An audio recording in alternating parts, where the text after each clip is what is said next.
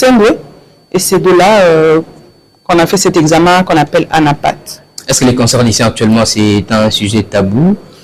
Oui, ça reste tabou. Et pourquoi alors? Parce qu'on a la stigmatisation, on a la peur d'être rejeté. Nous sommes une population chrétienne. Est-ce que c'est là où vous êtes venu? Comment ça? Quand vous avez constaté que vous avez... Ah mon Dieu, lorsqu'on vous fait ce genre d'annonce, ce n'est pas gai à entendre. Quel que soit quel type de cancer qu'il s'agisse, quand on vous fait une annonce que vous avez un cancer, vous voyez directement la mort.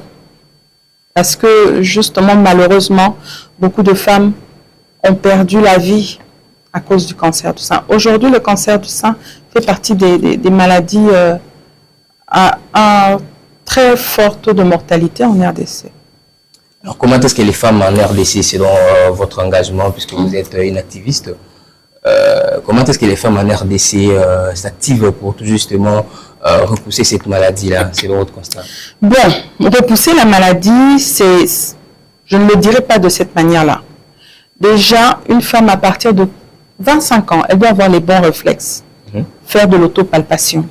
C'est-à-dire 5 jours, pas tous les jours, 7 jours après vos périodes, avoir l'habitude de se palper le sein. Et si vous sentez qu'il y a des anomalies, comme je l'ai dit précédemment, à ce moment-là, vous vous rendez à l'hôpital. Donc, ça doit faire partie d'une routine de toutes les femmes. Et à partir de 40 ans, de pouvoir faire des dépistages. Il y a des campagnes qui se lancent souvent au mois d'octobre, on appelle Octobre Rose, c'est un mois qui est dédié justement à la lutte contre le cancer du sein. C'est pendant cette période qu'il faut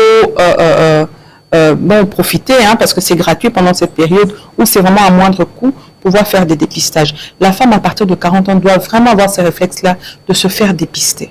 Quelles sont les initiatives qui doivent être mises en place pour justement briser les silences, pour que les femmes sachent comment est-ce qu'ils doivent faire face à cette maladie? Déjà en parler, communiquer. Je ne dois pas être la seule femme à en parler. Il faut que toutes les femmes, même les hommes, on est tous des ambassadeurs parce que ça peut frapper votre mère, ça peut frapper votre soeur, votre épouse. Et lorsque le cancer frappe dans la famille, je vous assure que c'est tout l'écosystème qui tombe en vrille.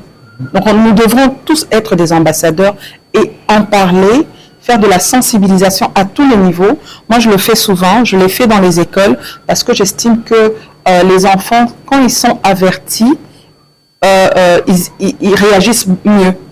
C'est-à-dire si un jour, nous ne le souhaitons pas, ce genre de